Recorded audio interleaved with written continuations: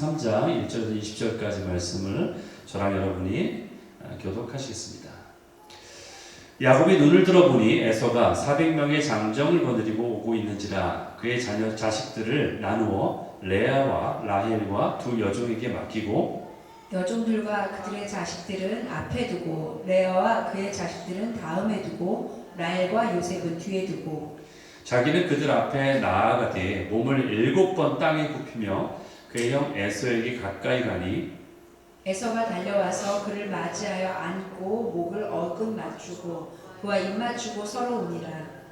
에서가 눈을 들어 여인들과 자식들을 보고 묻되 너와 함께한 이들은 누구냐? 야곱이 이르되 하나님이 주의 종에게 은혜로 주신 자식들이니이다. 그때 여종들이 그의 자식들과 더불어 나와 절하고 레아도 그의 자식들과 더불어 나와 절하고 그 후에 요셉이 라헬과 더불어 나와 절하니 에서가 또 이르되 내가 만난 바 이 모든 때는 무슨 까닭이냐? 야곱이 이르되 내 주께 은혜를 입으려 함이니이다. 에서가 이르되 내 동생아 내게 있는 것이 족하니 내 소유는 내게 두라. 야곱이 이르되 그렇지 아니하니이다. 내가 형님의 눈앞에서 은혜를 입었사오면 청하건대 내 손에서 이 예물을 받으소서. 내가 형님의 얼굴을 배운즉 하나님의 얼굴을 본 것 같사오며 형님도 나를 기뻐하심이니이다. 하나님이 내게 은혜를 베푸셨고 내 소유도 족하오니 청하건대 내가 형님께 드리는 예물을 받으소서 하고 그에게 강권함에 받으니라. 에서가 이르되 우리가 떠나자. 내가 너와 동행하리라. 야곱이 그에게 이르되 내 주도 아시거니와 자식들은 연약하고 내게 있는 양떼와 소가 새끼를 데리고 있은즉 하루만 지나치게 물면 모든 떼가 죽으리니 청하건대 내 주는 종보다 앞서가소서. 나는 앞에 가는 가축과 자식들의 걸음대로 천천히 인도하여 세일로 가서 내 주께 나아가리이다. 에서가 이르되 내가 내 종 몇 사람을 내게 머물게 하리라. 야곱이 이르되 어찌하여 그리하리이까? 나로 내 주께 은혜를 얻게 하소서 하며 이날에 에서는 세일로 돌아가고 야곱은 숫곳에 이르러 자기를 위하여 집을 짓고 그의 가축을 위하여 윗간을 지음으로 그 땅 이름을 숫곳이라 부르더라.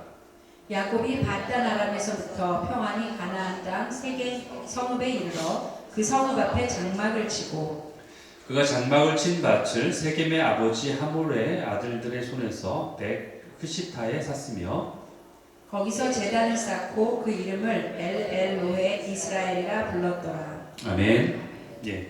오늘 창세기 33장 말씀 가지고 함께 나눌 제목은요. 무너진 곳을 막아설 자. 무너진 곳을 막아설 자다. 그래서 영어로는 좀 약간 다른 제목이긴 한데 The Intercessor of the Broken 이라는 제목이에요. 그래서 약간 의미상으로는 맞긴 한데 예, 어쨌든 이 제목을 함께 나누기 원합니다. 여러분 이제 야곱이 에서를 만나는 장면이 나옵니다. 오늘 야곱이 드디어 에서를 만납니다. 정상적인 경우라면은 동생을 맞으러 올 때 굳이 400명이나 되는 그런 군사들을 이끌고서 살기 등장하게 오진 않겠죠. 예, 자기 동생이 맞으러 자기 동생이잖아요. 그러니까 뭐 본인이 혼자 올 수도 있고 자기를 도와줄 뭐 몇 명의 그냥 종만 데리고 나올 수도 있는데 400명씩이나 데리고 왔다는 얘기는 분명히 의도가 뭔가가 있다라는 거예요. 살기 등등한 어떤 의도가 다분히 있다라는 거죠. 그래서 야곱은 두려움에 사로잡혔던 거죠. 그래서 야곱은 맨 앞에 여종들, 자신의 그 여종들과 여종의 자녀들을 먼저 앞세웁니다. 그리고 그 다음으로는 레아와 레아의 그 자녀들을 세우고요. 그리고 맨 마지막 뒤쪽에 라헬과 자기 자신. 그리고 그때 당시는 아직 베냐민이 태어났지 않았으니까 요셉까지 이렇게 세 부류로 나누어서 이제 에서를 맞이하게 되는 장면이 나옵니다. 여러분 야곱은요 밤새 씨름해서 이겼죠. 하나님을 이겼다고 나옵니다. 지난주에 함께 나누는데 말하자면은 하나님으로부터 응답을 받은 거예요. 하나님을 만난 거죠. 그런데 막상 바로 자신 눈앞에 이제 문제가 닥친 걸 보죠. 문제가 뭐예요? 바로 형 에서잖아요. 그렇죠? 에서를 딱 대면하는 거예요. 그러니까 또 불안해집니다. 두려워지는 거예요. 이것이 바로 우리의 인생의 모습이지 않습니까? 그동안 하나님 앞에 기도하면서 인생의 어떤 응답을 받았다고 그렇게 느끼기도 하지만 막상 또 문제를 딱 만나게 되면은 바로 두려움과 불안에 빠지는 것이 바로 우리의 인생이에요. 그래서 이처럼 우리가 함께 예배 드릴 때는 내 인생에 참 어려움들이 있어도 금방 해결될 것처럼 또 생각이 들다가도, 그러나 또 바로 또 나의 삶의 현장으로 돌아가게 되면은 언제 그랬냐는 듯이 내가 불안에 엄습해오는 그런 상황 가운데 처하게 된다는 거죠. 그래서 야곱은 지금 이 400명을 데리고 거느리고 온 형을 만나면서 두려움에 사로잡힙니다. 그것을 어떻게 할 수 있냐? 3절에 보면 알 수 있죠. 3절에 이렇게 나와 있어요. 그 형 앞에 나가는데 그 무리들 400명이나 되는 형 앞으로 딱 나가면서 몸을 7번이나 땅에 굽혀서 절했다라고 나오고 있어요. 여기에서 에서에게 다가가면서 7번씩이나 계속 연거푸 막 절을 하는 거예요. 사실 야곱의 지금 상태가 어떤가요? 야곱은 지난밤에 하나님으로부터 한 대 얻어 맞았습니다. 씨름에서 이겼다고는 하지만 그래도 한 대 얻어 맞았어요. 어디를? 한덕뼈를. 그렇죠. 한덕뼈 제가 살펴보니까 고관절뼈라고 하는데 정확히 어느 부위는 알겠지만 정확한 건 나오진 않습니다. 근데 어쨌든 그쪽 부위를 뼈를 맞아서 환골이 되면은 잘 걷지를 못하겠죠. 그렇죠. 그러니까 쩔뚝거렸을 것이 분명합니다. 쩔뚝거리면서 형한테 가면서 연거푸 막 가누지 못하는 몸으로 이렇게 7번을 막 절했던 걸 상상을 해보세요. 지금 그렇게 하고 있다는 거예요. 그런데 이렇게 생각할 수도 있지 않을까요? 형 에서가 이런 모습을 보면서 야 그래 내 생각을 좀 돌이키자, 좀 불쌍해 보이니까 원래 생각을 돌이켰을 것이다 이렇게 생각할 수도 있는데 저는 그렇게 생각하지 않습니다. 야곱의 그런 모습이 안쓰러워 보였을 수는 있지만 그러나 이미 400명이라는 군사를 데리고 왔다는 얘기는 20년 동안 벼르고 벼렀던 순간이 온 거예요. 내가 너를 얼마나 기다렸는데 드디어 널 보는구나. 일말의 동정심이 그렇게 생기는 것은 쉽게 나오지 않는다는 거죠. 그런데 그렇다면 왜 에서가 변했을까? 단지 야곱의 그 불쌍한 모습을 보고 변했던 것이 아니라 하나님이 변하게 하셨다는 거죠. 하나님이 밤사이에 에서를 완전히 변하게 돌려놓으셨다는 거예요. 집에서 나올 때는 분명히 죽이려고 나온 거예요. 그래서 400명을 데리고 나온 거죠. 집에서 나올 때 그랬어요. 근데 지금 바뀐 거잖아요. 그렇죠?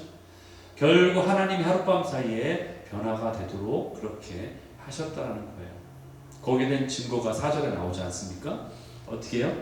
달려와서 그를 포옹하고 안고 목을 어긋쳐서 이렇게 서로 포옹하면서 그의 입 맞추고 또 운다 이렇게 나와 있어요. 부둥켜 안고서 지금 울고 있는 형의 모습을 보고 있는 거죠.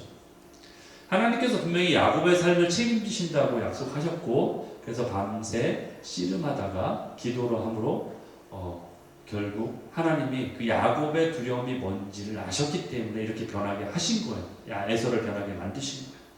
근데 정작 하나님을 대면하고 야곱이 이겼다라고 했던 그 야곱은요 이것을 확신하지 못했다는 거예요. 여전히 두려워하고 있는 거예요. 그러니까 형이 이 정도까지 변했을 거라고는 상상을 하지 못하는 거예요. 지금. 그러니까 두려운 마음에 가면서도 이게 맞나? 이게 제대로 지금 형이 나한테 대하는 것이 맞나라고 생각하고 있는 거죠. 여러분 사람의 마음이 바뀌는 게 그렇게 쉽습니까? 여러분 마음에 만약에 형이 지금 20년 동안 벼르고 있던 그 증오심을 가지고 있는데 그게 한순간에 이렇게 바뀌는 게 쉽냐는 거죠.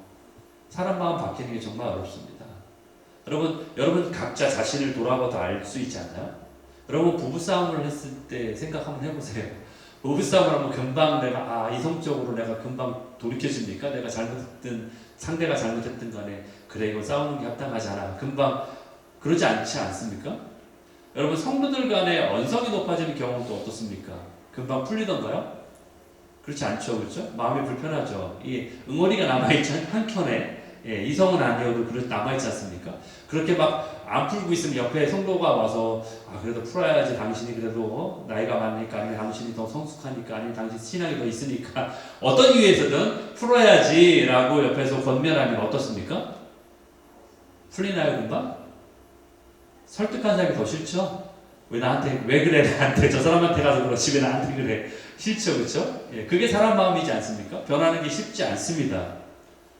근데 이런 기적이 일어났다는 거예요. 20년 동안의 억울함에 마음에 칼을 갈았던 이 형의 마음이 설득이 됐다는 거죠. 와, 이건 기적과도 같은 일인데 저는 이런 기적이 우리 안에도 많이 일어났으면 좀 좋겠습니다. 예. 하나님께서 이런 에서의 마음을 바꿔주셨어요. 여러분, 그 전에 어떻게 하셨어요? 라반의 마음도 바꿔주셨죠. 라반의 눈도 가려주시고, 그래서 야곱의 자존심도 세워주셨던 그러한 하나님께서 이제는 에서의 마음을 완전히 바꿔주셨다는 거예요. 예. 여러분, 라반의 경우를 한번 생각해 볼까요? 삼촌 라반은 마음이 불편할 수 있지 않을까요? 아무리 자기가 정당하게, 야곱이 정당하게 품삯을 가져가고 그랬다 할지라도 마음속에서는 저거 원래 내 건데 저게 나한테 왔어야 되는 건데 라고 찜찜한 마음에 불편하지 않았을까요? 그런데 왜 그런 생각이 들었을까요? 라반은.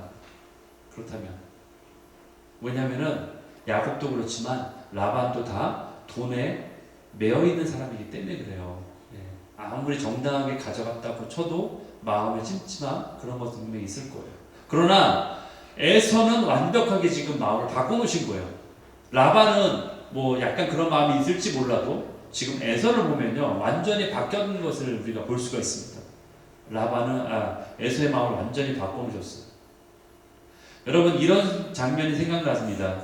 이스라엘 백성들이 애굽에서 400년간 종살이를 했습니다.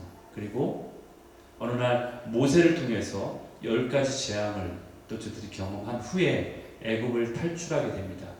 그래서 가나안 땅을 향해 가죠. 근데 어떻게 돼요? 앞에 홍해가 가로막고 있습니다. 뒤에는 애굽의 군대가 쫓아오고 있어요. 앞에는 홍해가 가로막고 있고 뒤에는 애굽의 군대가 쫓아오고 있어요. 이때 백성들이 어떻게 합니까? 모세를 죽이려고 합니다. 아니, 애굽 땅에 장사할 곳이 없어서 우리를 여기까지 데려와서 여기서 죽이려고 해? 여기가 뭐 매장지인 줄 알아 우리의? 이렇게 대들면서 모세를 죽이려고 합니다. 이때 모세가 하나님 앞에 기도하죠. 그러면 하나님은 어떻게 반응하셨냐? 이렇게 말합니다. 너는 가만히 서서 여호와의 구원하심을 바라봐라.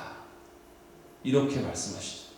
그래서 모세가 지팡이를 딱 드니까 어떤 일이 벌어져요? 그 순간 바닷물이 쫙 갈라지나요? 아닙니다. 그때 바닷물이 갈라지지 않습니다. 물론 여러분들이 보신 영화에 보면 그때 막 갈라지죠, 그렇죠? 10개 영화라든지 옛날 영화들 또는 뭐 최근 나온 영화도 있지만 그 모세 영화를 보면 극적 효과를 주기 위해서 바다를 향해서 지팡이를 딱 드는 순간 바다가 쫙 갈라지잖아요. 그러나 그것은 극적 효과고요. 성경에 보니까 어떻게 되어 있느냐? 원래는 하나님께서 밤새 동풍을 불어와서 물을 가르시고 땅을 말려 놓으셨다라고 그렇게 되어 있어요. 하나님이 밤새 작업을 통해서 일하셨다는 거예요. 우리가 잠자는 동안에 우리가 하나님을 기억하지 못하는 순간에도 그때 하나님이 우리를 찾아오시고 일하신다는 거예요. 그것을 알 수 있습니다. 여러분, 누군가 널 위하여라는 찬양 아세요? 누군가 널 위하여 기도하네. 그 찬양의 가사에도 있듯이 주님은 우리를 위해서 계속 기도하고 계시다는 거예요. 우리가 알지 못하는 순간에도 주님은 우리를 위해서 기도하고 계시다는 거예요. 여러분, 이 찬양의 가사를요 볼 때에 마음에 와닿는 분은 어떤 분이 와닿는 줄 아세요? 정말로 다른 사람을 위해서 밤새서 기도하신 분, 정말로 다른 사람을 위해서 새벽마다 기도하시는 분들은 이 찬양의 가사가 무엇인지를 정말로 알 수 있어요. 실감할 수 있어요. 하지만 맨날 기도하지 않고 그 혜택만 받은 사람은요 이것이 무슨 뜻인지 잘 모를 수 있다는 거예요. 누군가 나를 위해 기도하고 있다는 사실을 잘 모를 수 있다는 거예요. 나도 잘 이해되지 않고 심지어 모를 수도 있지만 누군가는 나를 위해 기도하고 있다, 없다? 기도하고 있다. 누군가 나를 위해 기도하고 있는 거예요. 그 열매가 분명히 나중에 맺혀지게 되는 거예요. 그게 믿지 않는 자일 때도 마찬가지입니다. 물론 여러분들 부모들은 자녀를 위해 기도하잖아요. 그렇죠? 자녀는 잘 모를 수 있어요. 그러나 부모님은 그 자녀를 위해서 계속 기도하고 있습니다. 부모뿐 아니라 우리 하늘 아버지도 우리를 위해 기도하고 계신 거예요. 예수님도 우리를 위해 기도하고 계시는 거예요. 누군가 나를 위해 기도하고 있습니다. 하나님께서 누군가를 통해서 나를 위해 기도하시게 하시고요. 그 누군가의 기도를 통해서 하나님이 지금도 일하시고 계시다는 거예요. 때로는 밤새 동풍이 불어와서 말리기도 하시고, 또 누군가를 통해서 그들 마음가운데 거룩한 소망을 주시고, 그래서 그들은 기억하지 못하지만 그를 위해서 기도하는 수많은 사람이 있다라는 것을 주님은 우리로 알게 하신다는 거예요. 여러분, 우리는 하나님의 자녀이기 때문에 하나님이 그냥 우리를 놔두지 않는다는 거예요. 그냥 우리를 어벤던하지 않아요. 우리를 그냥 버려두지 않는다는 거예요. 자녀가 엉망으로 만약에 살아갈 때에 그의 부모가 자녀를 그냥 내버려 두진 않지 않습니까? 그렇듯이 하나님도, 하나님 아버지도 우리를 위해서 기도하심으로 우리를 그렇게 위해 일하고 계시다는 거예요. 그렇게 하나님은 야곱을 위해서 밤새 일하셨어요. 그렇게 에서의 마음을 하나님이 만지시고 돌리신 거예요. 여러분, 이스라엘 백성들이 홍해를 건너갈 때에 어떻게 나오냐면 이렇게 나와요. 거기에 보니까 그들이 마른 땅을 건너갔다는 거예요. 마른 땅은 말 그대로 드라이 랜드예요. 그렇죠? 드라이드 랜드. 그래서 말라있는 땅이에요. 여러분, 상식적으로 생각해 보세요. 바닷물을 갈라지면 방금 전까지 물이 있었기 때문에 땅이 젖어 있어야 되잖아요. 그렇죠? 네. 근데 마른 땅을 걷게 하셨다는 거예요. 약간 젖은 땅이 아니에요. 그냥 완전히 바짝 마른 땅을, 마치 물이 그동안에 없었던 것처럼 이런 일반적인 땅을 걷게 하셨다는 거예요. 확실한 하나님의 능력을 보여주셨다는 거예요. 근데 그때까지만 해도 심지어는 마른 땅을 걷고 있는 자신들을 바라보면서도 백성들이 실감이 나지 않는 거예요. 왜요? 그냥 얼떨떨한 거예요. 엉겹결에 이게 맞나 꿈인가 생신가. 바다를 분명히 그 사이로 걸어가고 있는데 이게 꿈인지 생신인지 모르면서 얼떨결에 그냥 건너가고 있는데 그들이 정말로 실감한 게 언제인 줄 아세요? 그것을? 이게 정말 하나님이 행하셨구나라는 것을 마른 땅을 밟으면서도 몰랐지만 그들이 정말 실감하면서 깨닫게 된 것은 자신들이 지나가고 그 다음에 자신들을 똑같이 따라서 왔던 그 이집트 군대가 그 깊은 물속에 수장될 때에 그 모습을 보면서 환호하면서 하나님을 경외하면서 노래하게 된다는 거예요. 그때 하나님의 모습을 깨닫게 되는 거예요. 여러분, 우리는 살아가면서요, 어떤 때는 마른 땅을 건너가요. 왜? 하나님이 일하신 하나님이 이루어 놓으신 그 역사를 바라보면서 우리가 그 사이를 경험하며 나갈 때가 있습니다. 그런데 어떤 때는요, 그 역사하심을 우리가 감격하지 않을 때가 있다는 거예요. 어떤 때는 그것을 경험하면서도 이게 정말 나에게 주신 하나님의 은혜이며 역사라는 것을 깨닫지 못하면서 그 길을 가고 있을 수 있다는 거예요. 왜 그래요? 아직 덜 자라서 그래요. 아직 영적 감각이 무뎌져서 그래요. 그 영적 감각이 아직 없어서 그런 거예요. 그것을 볼 수 있는 눈이 없고 그것을 알 수 있는 감각이 없기 때문에 내가 지금 하나님의 마른 땅을 걷고 있음에도 불구하고 그것을 깨닫지 못하고 있다는 거예요. 얼떨결에, 엉겹결에 그냥 그렇게 살아가고 있다는 거예요. 하나님이 분명히 일하시고 계신데 얼마 전까지만 해도 10가지 재앙을 분명히 경험했던 그들인데 그들이 리더인 모세에게 자신들이 어려움을 당했다고 해서 너 죽고 나 죽자고 그렇게 엉뚱한 소리를 하면서 불평하고 원망하고 그랬다는 거예요. 영적 감각이 없으니까. 그러나 하나님은 여전히 일하고 계시다는 거예요. 여전히 일하고 계세요. 우리 인생 가운데 여전히 일하고 계시다는 거예요. 이런 하나님 아버지 마음을 우리가 이해한다면은 우리는 하나님 아버지를 노래할 수밖에 없다는 거예요. 형 에서가 야곱을 포옹해주며 맞아주니까 어떻게 해요? 그러니까 이제 형이 나를 죽이려는 마음이 없나 보다라는 것이 확인이 되는 거예요. 야곱이. 그러다 보니까 마음에 안심이 돼요. 이제 좀. 그러면서 이제 그렇게 되니까 이제 자녀를 소개하기 시작합니다. 5절에 나오죠. 하나님의 주의 종에게 은혜로 주신 자식들이 여기 있습니다. 라고 이렇게 자녀를 소개합니다. 여기서 보세요. 주의 종이라고 하는데 주가 누구를 말하는 거예요? 이 주가? 하나님이요? 아닙니다. 여기서 말하는 게 저 하나님의 종인 내가 이렇게 얘기하는 게 아니라 당신을 얘기하는, 당신의 종인 내가 주의 종, 바로 에서를 얘기하는 거예요. 형을 얘기하는 거예요. 주의 종이. 그럼 형을 최대한 그 존칭으로 높여주고 있는 모습을 보는 거죠. 그러면서 또 이렇게 물어보지. 형이 물어봅니다. 근데 네가 보낸 저 짐승떼들 뭐냐? 나에게 먼저 이렇게 보냈던 그 뇌물 있잖아요. 그걸 물어보는 거야. 그게 뭐냐라고 물어봅니다. 8절에. 그러니까 여기서도 뭐라고 해요? 야곱이 이르되 내 주께 은혜를 입으려 함이니이다. 아, 그건 잘 봐달라는 얘기죠. 이렇게 얘기하는 거예요. 예, 형이 좀 나 잘 봐달라는 얘기죠. 이렇게 얘기하는 거예요. 내 주께. 이 바로 여기도 주라고 얘기하잖아요. 형을. 그렇죠? 네. 그러니까 9절에서 에서가 이걸 다시 잡아줘요. 야, 무슨 소리야, 동생? 너와 내 사이에 왜 주인과 종의 관계야? 주님이란 얘기는 종과 자기가 종이란 얘기잖아요. 아까도 주의 종이라고 얘기한 것처럼. 그렇죠? 동생아, 이것은 너의 것이야. 온전히 내가 받을 수 없어. 이건 온전히 너의 것이야. 이렇게 지금 이야기하는 거예요. 형이 이렇게 에서가 그러면서 9절에 보니까 또 뭐라고 해요? 내 동생아, 그렇죠? 내게 있는 것이 족하니 내 소유는 너에게 그냥 가져라. 내 동생이라고 또 말하는 거죠. 이렇게 에서가 동생이라고 불러주니까 10절에서부터는 다시 에서를 야곱이 형님 이렇게 부르는 거예요. 또 이제 또 형님이라고 불러요. 좀 전까지 주님이라고 불렀다가 이제는 형님이라고 부릅니다. 이건 뭐예요? 야곱이 이 형과의 관계 안에서 회복을 좀 경험하고 있는 거예요.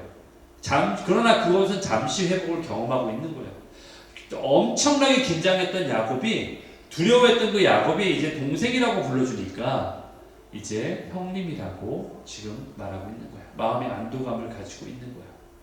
여러분, 저는 이걸 보면서 이것이 바로 우리와 하나님과의 사이의 관계라는 생각을 하게 돼요. 무슨 얘기냐? 우리가 하나님 앞에 살아가는데도 내가 하나님과의 관계 안에서 하나님이 정말 나와의 아버지와 아들, 아빠와 아들 사이의 관계가 라고 생각을 못하는 거예요. 그러니까 그 전까지는 주님, 물론 주님이 좋은 얘기긴 하지만, 그러니까 뭔가 거리감이 있는 식으로 아버지라고 얘기하는 것이 아니라 두려운 상대로 하나님을 대하고 있다는 거예요. 그러니까 뭐냐? 하나님을 두려워했다가 또 어떤 때는 하나님이 편해졌다가 또 어떤 때는 하나님이 두려워졌다가 또 어떤 때는 하나님이 편해졌다가 이렇게 왔다 갔다 한다는 거예요. 마치 지금 야곱이 에서를 바라보면서 느끼는 감정처럼 그렇게 하나님을 대하고 있는 우리의 모습을 보게 된다는 거예요. 물론 하나님을 두려워하지 않는 자들도 있겠죠. 그렇죠? 믿지 않는 자들은 하나님을 두려워하지 않습니다. 왜냐하면 그들은 하나님의 빛 앞에 서본 적이 없기 때문에 두렵지가 않은 거죠.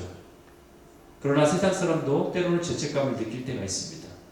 적어도 하나님을 두려워하지는 않지만 그것이 단순한 죄책감일 수는 있지만, 그러나 어느 순간 자신들이 하나님의 빛 앞에 서게 될 때에 자신의 죄인이라는 걸 깨닫게 되고 또 자신이 그동안 살아온 삶의 모습이 왜곡된 삶을, 죄인의 삶을 살았다는 것을 깨닫게 되면 그때부터 하나님이 두려워지게 되는 거죠. 즉 하나님을 인식하기 시작하면서 두려움을 깨닫게 되는 거예요.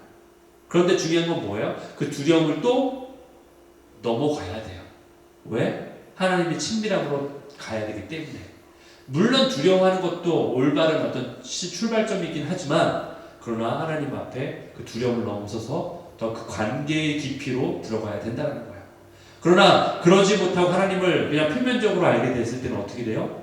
하나님을 두려워했다가 또 어떤 때 하나님이 나의 정말 아버지인 것처럼 느껴질 때는 또 좋아졌다가 이것을 왔다 갔다 한다는 거죠. 오락가락하고 있는 바로 야곱의 모습과 똑같이 된다는 거예요. 그래서 에서와 야곱 사이에 주님 그랬다가 또 형님 그랬다가 또 주님 그러다가 또 형님 이렇게 왔다 갔다 하고 있다는 거예요. 이런 분위기가 근데 오래가지 않습니다.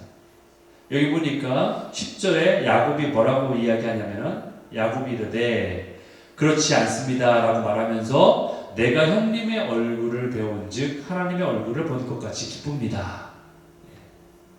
마치 형님이 하나님처럼 보인다라고 또 고백하고 있잖아요. 그렇죠? 물론 뭐 나쁜 얘기는 아니죠. 그런데 자기를 죽이지 않는 에서가 그렇게 높게 보이는 거예요. 지금 그렇게 이야기하는 거예요. 여러분, 형 앞에서 7번 무릎을 꿇고 굴복하는 그러한 모습을 보이다가 또 에서가 하나님의 얼굴을 보는 것 같습니다 라고 이렇게 에서에게 이렇게 극도의 존경의 표현을 하고 있는 야곱, 그 안에 지금 오락가락하고 있는 모습이 보이지 않습니까? 형이라고 불렀다가 주님이라고 불렀다가. 그러니까 12절에 형이 또 뭐라고 얘기하느냐? 그러면 이제 우리가 함께 돌아가자, 떠나자, 집으로 가자 이렇게 초대합니다. 형이 사는 동네는 세일이라는 곳이에요. 세일이라는 동네예요. 바로 사해 근처에, 여러분들이 뭐 요즘에 성경 공부하니까 대충 감이 오시죠? 사해의 오른쪽 편, 그러니까 우리가 지도를 봤을 때 사해 동쪽 그쪽에 있는 곳이 바로 세일이라는 곳입니다. 형이 거기 살고 있어요. 근데 야곱이 어때요? 형이 가져가니까 방금 전에 막 형이 그런 하나님처럼 막 그렇습니다. 뭐 형님 뭐 이러다가 갑자기 가자고 하니까 형이 또 두려운 거예요. 왜요? 왜 두렵죠? 네, 마음이 언제 변할지 모르니까. 방금 막 나를 껴안고 울다가 막 이러더니 형이 갑자기 가는 중에 나를 마음이 변해가지고 아 참 생각해보니까 그게 아닌 것 같아 이러면서 돌변할 수 있을 것 같으니까 너무 두려운 거예요. 그러니까 믿지 못하는 거예요. 하나님이 행하셨다는 것을 보면 목격하면서도 하나님이 정말로 내 형 에서의 마음을 저렇게 돌리셨을까라고 또 확신하지 않는 거죠. 그러니까 야곱이 이렇게 이야기합니다. 13절 14절 야곱이 말하죠. 제 자식들은 저렇게 연약하고 힘들고요. 그리고 뭐 보십시오. 양떼도 있고 보다시피 저 소떼가 있는데 거기 새끼들도 있고요. 그러니까 쟤네들 하루만 내가 막 지나치게 몰면은 금방 죽습니다. 보다시피 형님은 장정 400명을 데리고 말 타고 왔으니까 빨리 이동할 수 있는데 제가 형하고 보조를 맞춰서 가려면은 저 가축들 새끼들 다 죽습니다. 그러니까 형이 먼저 빨리 가십시오. 저는 그렇게 못 가니까 제가 나중에 뒤따라 가겠습니다. 지금 이렇게 얘기하는 거예요. 예. 그럴듯하죠? 이렇게 이야기하는 야곱의 마음은 분명히 두려움이잖아요. 그런데 눈치도 없지. 에서가 형 에서가 야곱의 마음을 이해하지 못하니까 15절에 또 이렇게 얘기하는 거예요. 그래, 그럼 내가 먼저 가는데 너 20년 만에 오니까 잘 모를 수 있잖아. 그러니까 내가 내 종들 몇 명을 남겨두고 갈게. 이렇게 얘기하는 거예요. 야곱은 이마저도 거절합니다. 뻔하죠, 그렇죠? 자객들을 시켜가지고 나를 어떻게 할 수도 있겠다 생각이 드는 거예요, 지금. 그러니까 그냥 괜찮습니다. 형 그냥 가십시오. 그렇게 얘기하는 거죠. 그러면서 뭐라고 해요? 내 주께 은혜를 입었습니다. 이것이 족합니다. 또 주님이라고도 불러요. 그러니까 여러분, 이게 바로 우리 인생의 모습이지 않을까요? 형님이었다가 주님이었다가 오늘 우리가 하나님과 살아가는 모습이 바로 이와 같다고 생각이 들어요. 어느 날은 하나님이 정말로 가까운 분처럼 막 느껴져서 막 아버지 아빠 하다가 어느 날은 또 하나님 무서운 분처럼 생각하니까 막 주님 이렇게 그렇게 거리를 두고. 예.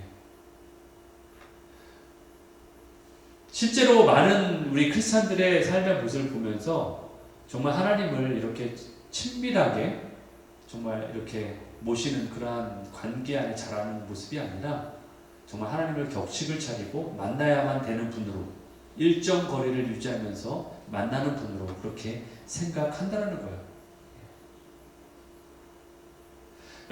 여러분들이 좋아하는 사람을 만날 때에 처음에는 격식을 차릴 수 있죠. 처음 만났으니까 관계가 아직 성립되지 않으니까 깊지 않으니까.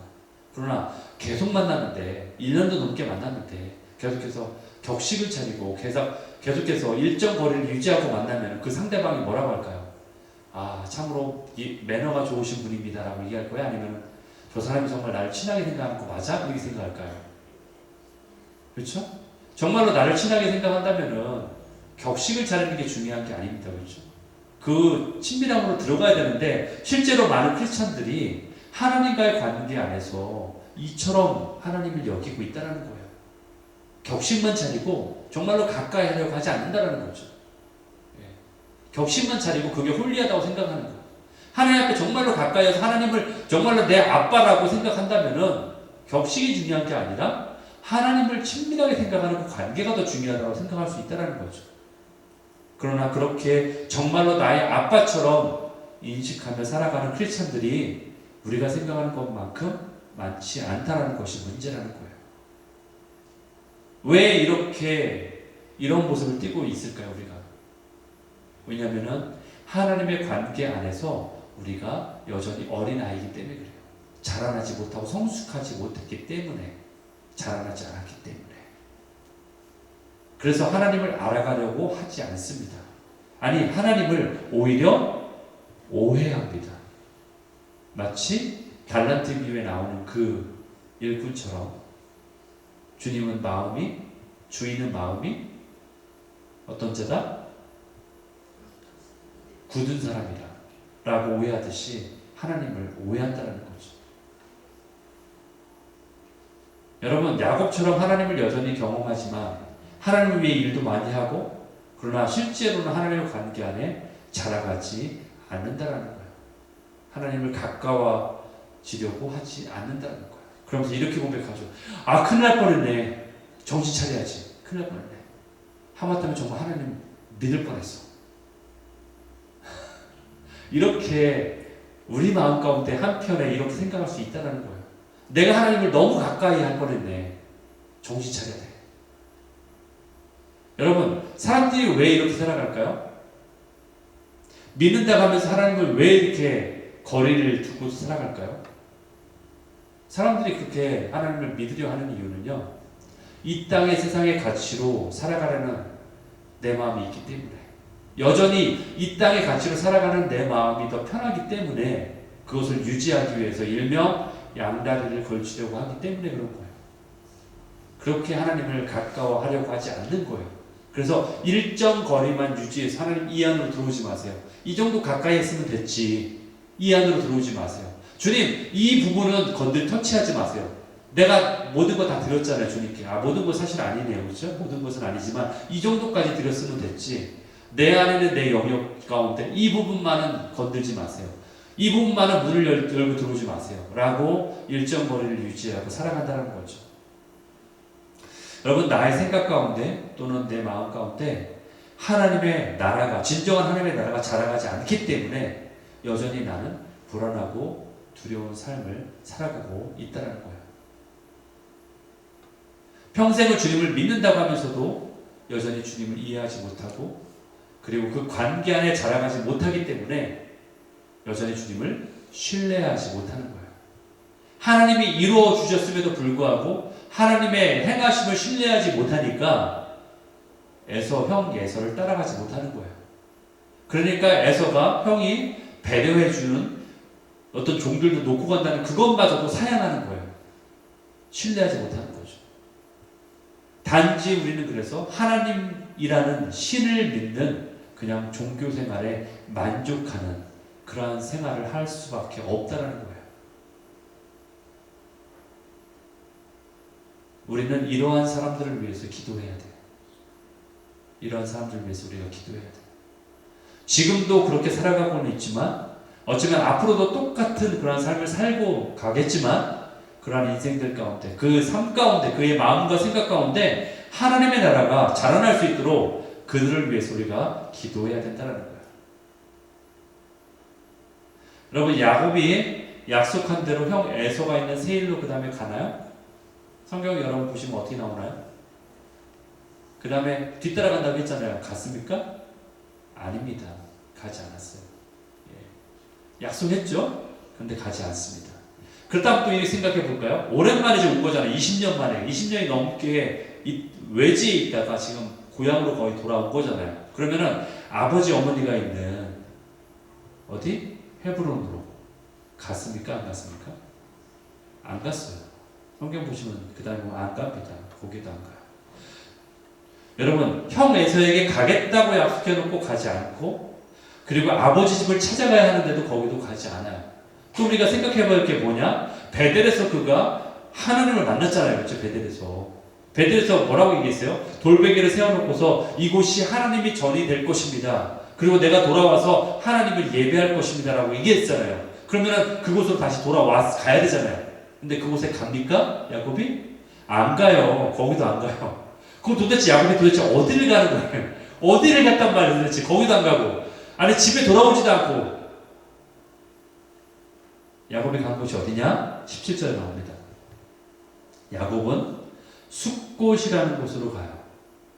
그곳에서 집을 짓고 가축 우리를 만들고 그곳에 머물러요. 숲곳이 어디냐?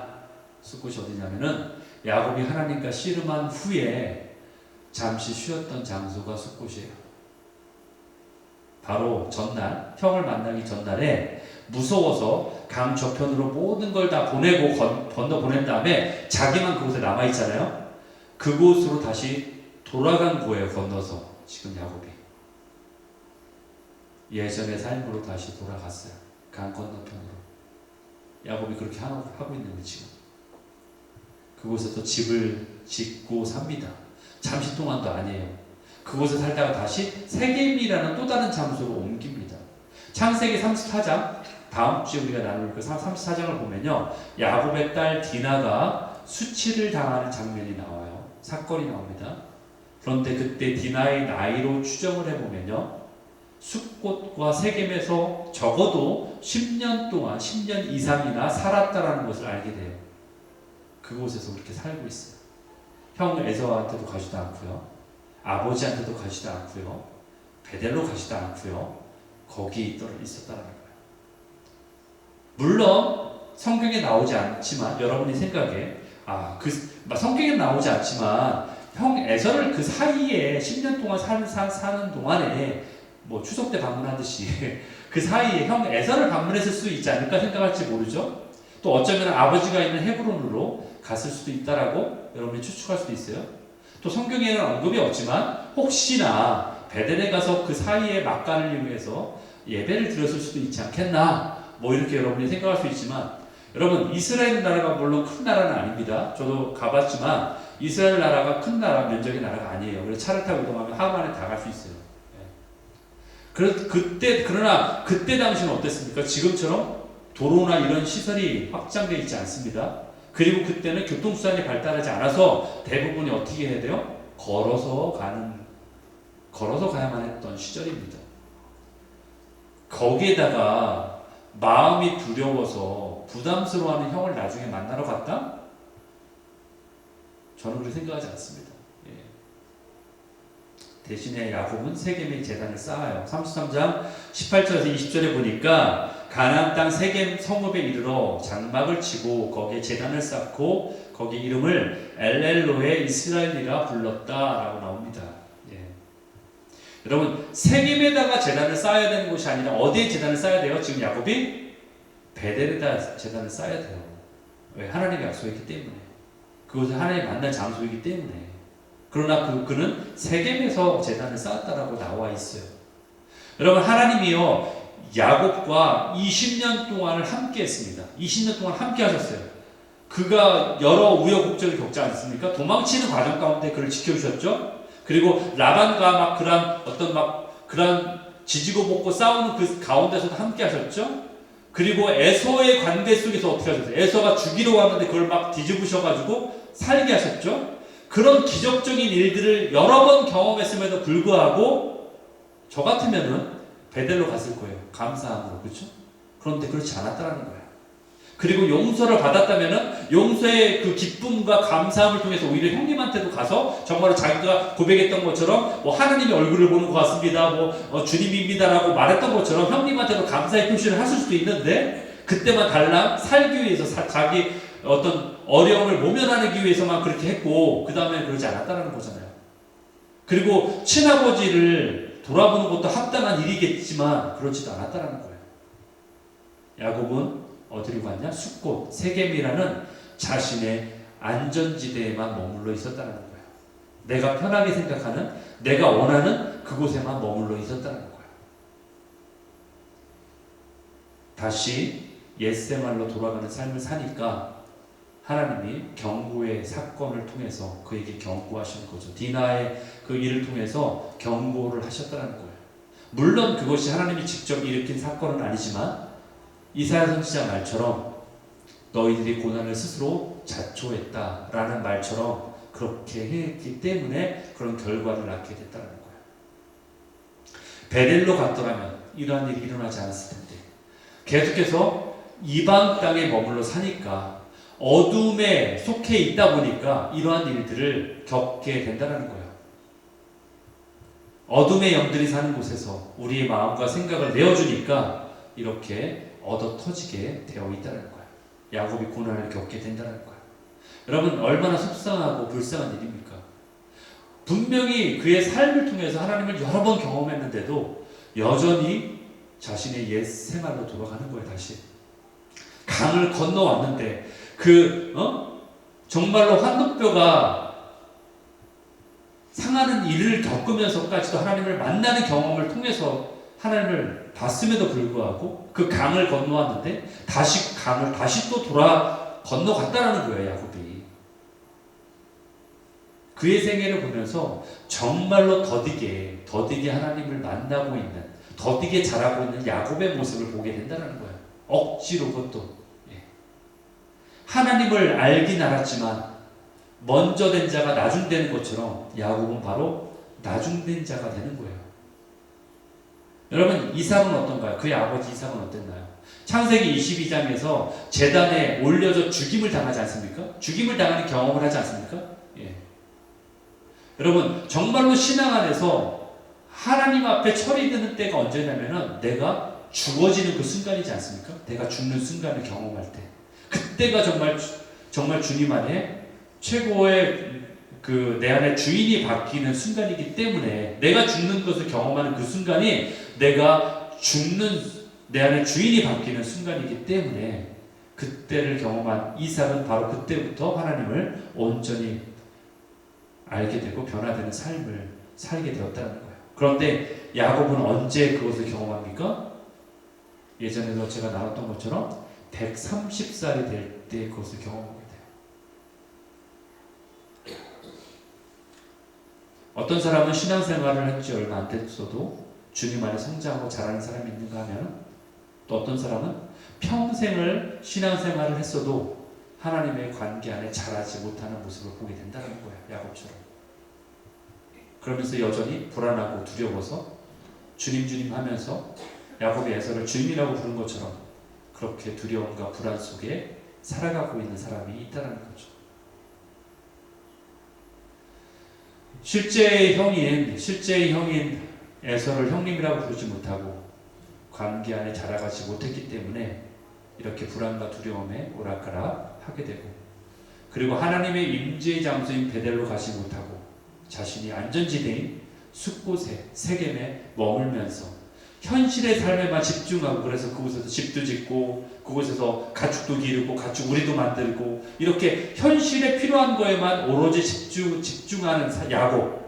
이 야곱의 모습이 바로 우리의 이름이라는 거예요. 우리의 신앙의 현주소라는 거예요.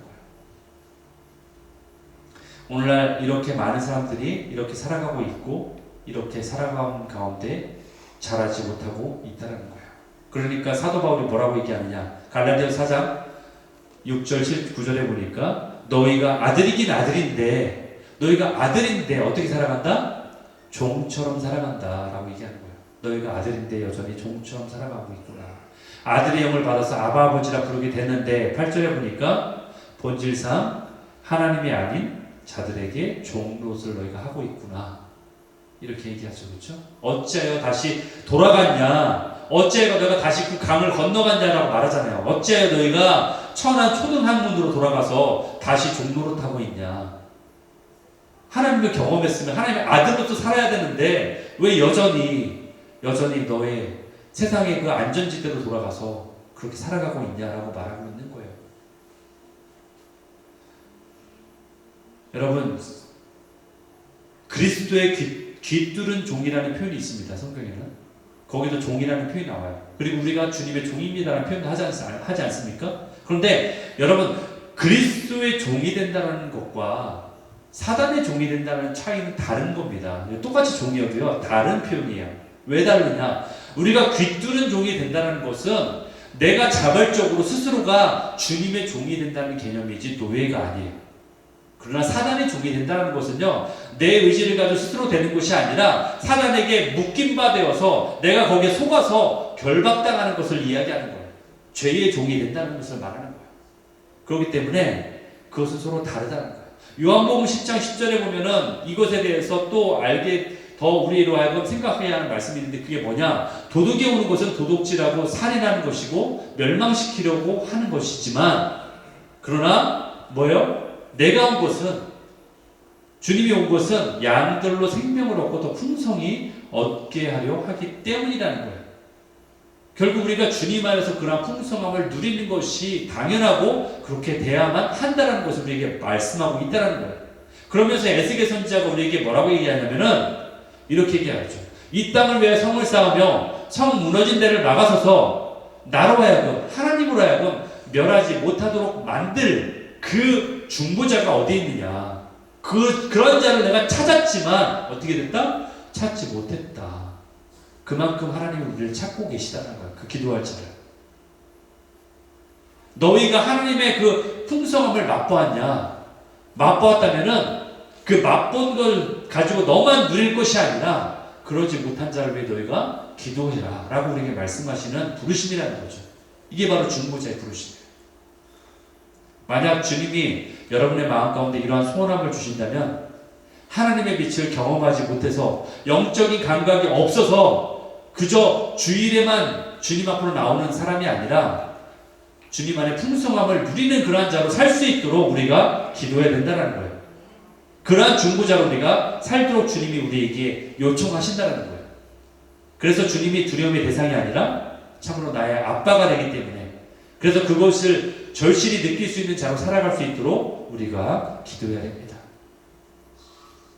영혼의 피폐함이나 메마름도 모른 채 살아가는 그래서 영적 감각이 없어서 정말 어둠에 사로잡힌 것을 모르고 살아가는 저들을 위해서 저 무너진 데를 막아서고 설 자를 내가 찾고 있다. 그러한 중보자가 되시는 여러분 되시기를 예수 그리스도 이름으로 축원합니다. 우리 함께 일어나셔서 우리 찬양할 텐데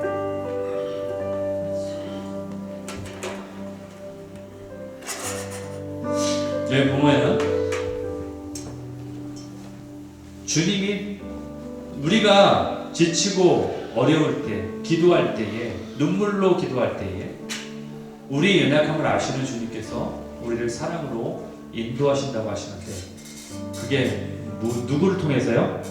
바로 우리를 통해서 누군가를 통해서 그렇게 일하신다는 거예요. 누군가 널 위해 기도하고 있다. 누군가 널 위해 기도하네.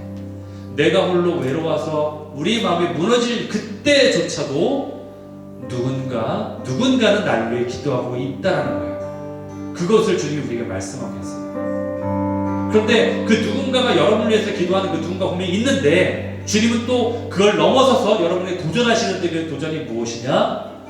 그 누군가가 바로 네가 되기 원한다.